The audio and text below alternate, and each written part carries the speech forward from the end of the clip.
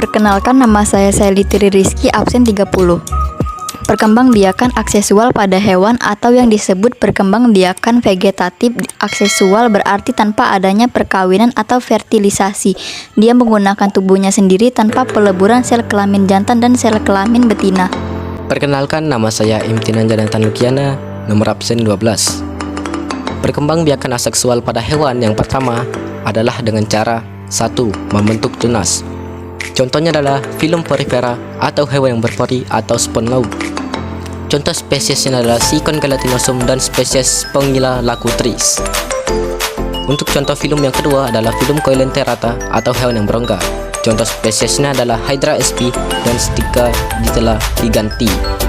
Hydra sp dari tubuh induknya, tiap mempunyai zangkat keli tubuhnya nanti akan membentuk tunas. Tunasnya akan terus bertumbuh, berkembang sampai besar dan nanti akan terlepas. Jika sudah terlepas, yang terlepas merupakan anakannya.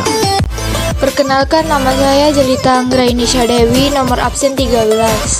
Tahap pertama, fragmentasi, yaitu pematahan atau pemotongan tubuh induk menjadi 2 bagian atau lebih. Tahap kedua, regenerasi, yaitu setiap potongan tubuh induk tersebut membentuk bagian tubuh lain yang tidak ada pada bagian tersebut. Pada akhirnya, setiap potongan tersebut akan membentuk individu baru dengan bagian tubuh yang lengkap seperti induknya. Contohnya, filum vermes atau lebih tepatnya subfilum cacing pipi. Kita ambil contohnya planaria. Ini contoh planaria. Nah, induknya ini dipotong 7 bagian. Setelah dipotong-potong, pemotongan ini disebut fragmentasi. Setelah dipotong, planaria mengalami regenerasi. Regenerasi berarti pemulihan. Jadi meskipun terpotong, bagian tubuhnya yang terpotong tidak mati, bisa bergenerasi menjadi anakan nantinya. Jadi regenerasi itu potongan tubuh induknya akan membentuk bagian tubuh lain dan menjadi anakan. Pada akhirnya pemotongan itu menjadi individu baru. Hai, perkenalkan, nama saya Astrid Kortunada Kirana, nomor absen 04. Di sini saya akan menjelaskan tentang partenogenesis. Partenogenesis adalah bentuk reproduksi aksesual di mana betina memproduksi sel telur yang berkembang menjadi embrio tanpa melalui proses fertilisasi. Contoh serangganya adalah lebah, semut, tawon, kutu daun, dan kutu air. Partenogenesis.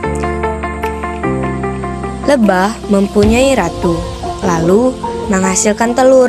Sifat telur yang dihasilkan bersifat haploid, 16 kromosom. Ketika tidak bertemu gamet jantan, maka terjadi perkembangan embrio secara partenogenesis, menghasilkan lebah pekerja jantan atau betina yang dinamakan dengan aksesual. Jika telur yang dihasilkan oleh ratu dibuahi pejantan, berarti secara seksual. Lebah betina bersifat steril dan memiliki tugas sebagai pekerja dalam kawanan lebah. Lebah jantan bersifat fertil. Lebah jantan mampu menghasilkan sel kelamin yang digunakan untuk membuahi sel telur yang dihasilkan oleh lebah ratu. Lebah ratu adalah lebah yang menghasilkan telur-telur yang menjadi lebah betina dan lebah jantan. Perkenalkan, nama saya Rizky Saputra, nomor absen 28. Kesimpulan perkembangbiakan aksesual pada hewan ada 3. Pertama, pembentuknya tunas, dan yang kedua fragmentasi, dan yang ketiga partenogenesis.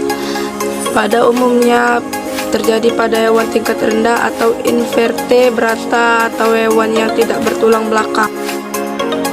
Sekian video pembelajaran dari kami. Semoga video ini dapat teman-teman pahami. Jangan lupa di like ya teman-teman. Saya sebagai perwakilan dari kelompok B1 mengucapkan terima kasih. Saya akhiri dengan wassalamualaikum warahmatullahi wabarakatuh.